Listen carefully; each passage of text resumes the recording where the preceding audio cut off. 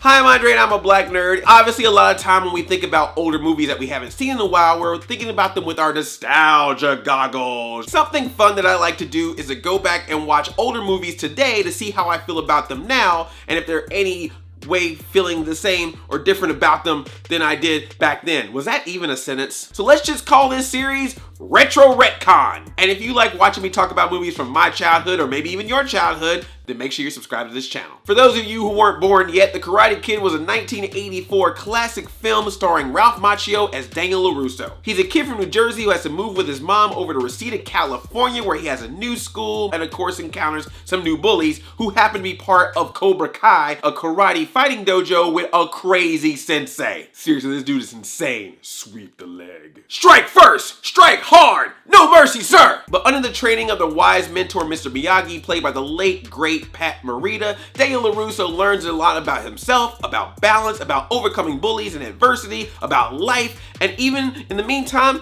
having a little romantic fling with a young Elisabeth Shue. 80s gold. Oh, and also he fights in a karate tournament.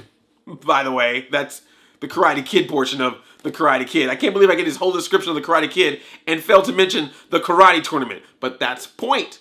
This movie is not just about fighting.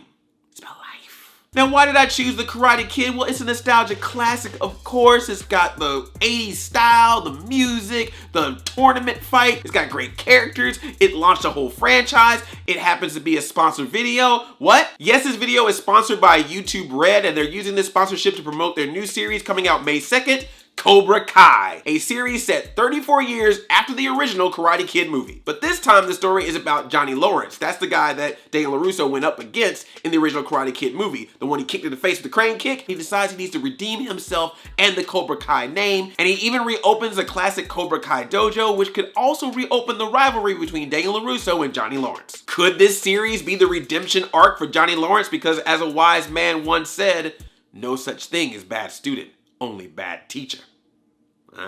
If you want to know more about the series, you can check out the Cobra Kai YouTube channel, which has the series trailer, character promo videos, and more. The series premieres on May 2nd. The first 2 episodes are going to be free to watch, and the rest of the episodes you can check out if you have a YouTube Red account. Let me know if you're planning on watching it. But obviously, the Cobra Kai series wouldn't be possible without the original Karate Kid, so let's take a look back and see how that movie holds up for me. There's 3 eras of me in watching this movie. The first era is me as a youth watching The Karate Kid for the very first time. When I first saw this movie as a kid, I really enjoyed it. And The Karate Kid is one of those perfect, timely placed cable movies. Like, it came out at a time when cable was really hitting its stride, where people had HBO and the cable boxes in their home. So even though I never saw The Karate Kid in the theaters, I got to see it a bunch of time on TV. Sometimes I would watch it in its entirety from start to finish. Other times I would handpick select scenes that I like the fighting scene at the Halloween party when they're dressed up as skeletons and they beat him up before Mr. Miyagi comes out and takes them all out. Or the scene on the beach where Daniel gets beat up there by the bullies. Daniel gets beat up a lot in this movie. And then of course the Miyagi, Daniel scenes, and the fighting tournament at the end. I probably watched those scenes specifically more times than watching the movie in its entirety itself, but it's still something that resonated with me. This is before Ninja Turtles. This is before Power Rangers. If that was the main course of my nostalgia, I guess you could say Karate Kid was the appetizer. Yet, after watching all this stuff, I never took a karate class. What the heck? Oh, that's right. Poor. And of course, when a movie enters your childhood like that, you can't help but to think about it all the time. You want to imitate that crane kick. You want to mention wax on, wax off whenever you can. Wax on, wax off, wax on, wax off. If we lived in apartments, we checked to see if our maintenance worker there was an old Japanese man that could possibly teach me karate. Nah. Or if you're playing outside and one of your friends falls and is like, oh, I think I hurt my leg. You just stand over them and go. It doesn't work. It doesn't work in real life. At least I'm not trained to do it right. That weird sidekick of Johnny that just kept going, yeah, Johnny, yeah, get him a body bag. That was what was fun. The soundtrack is pretty killer. This movie has the best 80s montage tournament fight of all time set to music. You're the best around. Nothing's ever gonna break you down. And of course that end credit song, it's the moment of truth, boom. Karate Kid was a big deal for me as a kid and for many of my friends as kids. This was our Rocky. This was the Rocky for us. Even though I found out years later that the director of The Karate Kid is also the director of Rocky. So that kind of makes sense. But it was still the Rocky for us. Well, technically, Rocky 3 would be the Rocky for us, which came out before this movie. And then Rocky 4 would probably be the Rocky for us, which came out after this movie. But still, it's the Rocky for us in karate form, featuring a kid. It's the Karate Kid for us.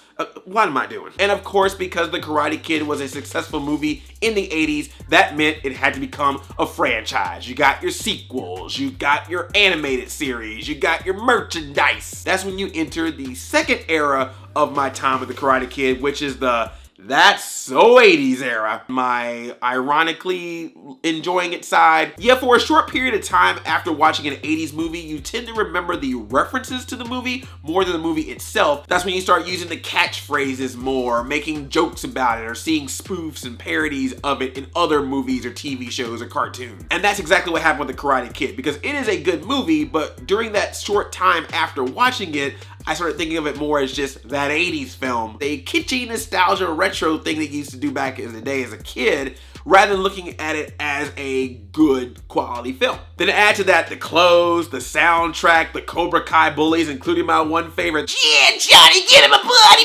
yeah!" You got the rich people looking down on the lower class from Reseda. Put all that together and you just can't help but remember how 80s this movie is, no matter how good it is. This movie is so 80s, it should be referenced in Ready Player One. Is it? Is there a Ready Player One Karate Kid reference? Let me know. I feel like it should be in there if it's not in there. I figured this was the perfect time to go back and revisit The Karate Kid from '84 to see how I feel about it now. Now that I'm an adult, free on my own, in the prime of my life, I watched The Karate Kid. Let me make that clear. Now that I'm free on my own, in the prime of my life, I watched Karate Kid. Free in the prime of my life, Karate Kid. This has a sponsorship for YouTube Red, so I don't know what I'm allowed to say or not say, but the series is only on YouTube Red, so make sure you watch the series on YouTube Red. Hopefully by saying that again, they'll allow me to keep that joke I just did in here. So I recently watched The Karate Kid, and I have to say that I think that I like this movie more now than I did as a kid. There's a lot of other storytelling and filmmaking elements of this movie that I don't think I appreciated as much then that I can definitely appreciate now. Especially when you realize that the movie is actually a lot more about the characters than the actual fighting. I mean, once you really break down the fighting scenes, there's only a few. It's really more about the development of Daniel and his relationship with Mr. Miyagi, relationship with his mother, relationship with Ali, relationship with Cobra Kai. There's some good performances, there's some good chemistry, there's some good drama, there's some great comedy. And even though it feels very 80s, it always feels legit. Like the teenagers feel like legit teenagers, even though I think Ralph Macchio is playing a teenager, but he's like 20 something.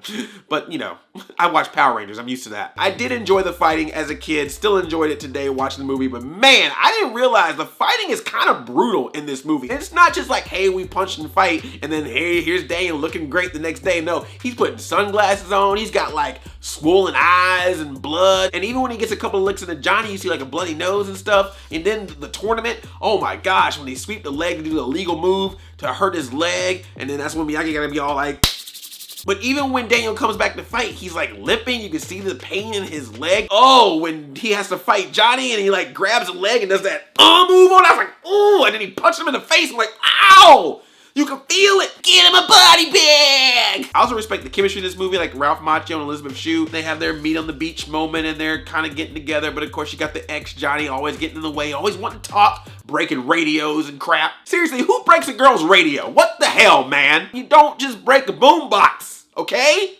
That hurt me deep. And then of course, Ralph Macchio and Pat Morita, Daniel LaRusso and Mr. Miyagi, their chemistry is amazing in this movie. These moments together as mentor-mentee, as training for tournament, as friends. And they make really cool bonsai trees. Bonsai trees. Did I say it right? Not Miyagi, it's Miyagi. I also feel like watching the movie now, I respect the whole Miyagi making him do different chores that then teach him all the different moves. The whole painting the fence, painting the house, because he was making it very clear that karate should not be about fighting, it should be more about defense. It worked for me even more now. Like I was like, oh, that's a really cool concept that they were able to put together. Show me paint the fence. And dude, Pat Morita, this dude is aces in this movie. He is just the best. He got an Academy Award nomination for playing Mr. Miyagi in this film, and he totally deserves it because his character is top notch. This was tough. Like, this is a character that could have easily dipped way into the over-the-top, stereotypical, but he found the humor, he found the heart, he found the comedy, the drama, the feeling, the soul, the layers. There's a scene that I call the drunk Miyagi scene, where Daniel comes to visit Mr. Miyagi. He is wearing his World War II military uniform. He is completely wasted, super drunk, and he is talking to Daniel, but also kind of talking to himself, and he's basically having these flashbacks where he's having conversations, and it's a crazy scene because when you first watch it, you laugh a little bit because you're like, oh, hey, Miyagi's drunk, but then you start really listening to what he's saying, and then the mood changes, then you're just like, oh shoot. You learn about him being in the war and about internment and about his wife and child, or what was gonna be his wife and child. And then you just get like super sad about, oh my God, this guy has gone through some stuff. And then after that, Daniel finds this box that has like his medals of honor and all this stuff in it. And then you just have this newfound respect for him. It's a great scene where you learn so much about this character, and it's done in literally a few minutes of the entire movie. Just in that one chunk, you're just like, wow. And I think it's great too because it adds more of a complexity to Mr. Miyagi. You now feel a connection to him as a character, which means you feel a connection to him working with Daniel, which means you feel a connection to both of them when you see the end of the movie, how the tournament plays out. Which I'm not gonna give away because no spoilers. Does Daniel win? I don't know. Oh, you know what else this movie did? This movie predicted Miles Morales. There's a scene in the bathroom at the Halloween party. Johnny runs out. Daniel just puts some water on him, and he runs out to go find them, and he runs across this kid. It's a black kid dressed as Spider-Man. So I gotta say, this movie now has a new layer for me. I love it as a nostalgia film. That nostalgia is still there, but now there's a lot about the filmmaking and the character development and the drama of this movie that I can appreciate now as a film watching adult. So if you've never seen The Karate Kid, then I think this movie will strike first, strike hard, and have no mercy on being good enough to be in your heart forever. See what I did there? See what I did there? I made the scary chant thing become a thing of love and compassion. Get him a bloody yeah! Thank you so much for watching this video, and thank you YouTube Red for sponsoring this. Like I said, if you're interested in Cobra Kai, the series, check out the YouTube channel. I'll put a link in the description or on the screen and face. And if there's any other movie that you would like to see me retro retcon, make sure you write it in the comments. If you're new here, please subscribe to this channel. I would really appreciate it. And also ring that bell to be notified of future videos that I make. Be part of that squad by the bell. I love you like a play cousin. I'm Audi 5000 and you're the best around. Nothing's ever gonna break you down. It's the moment of truth.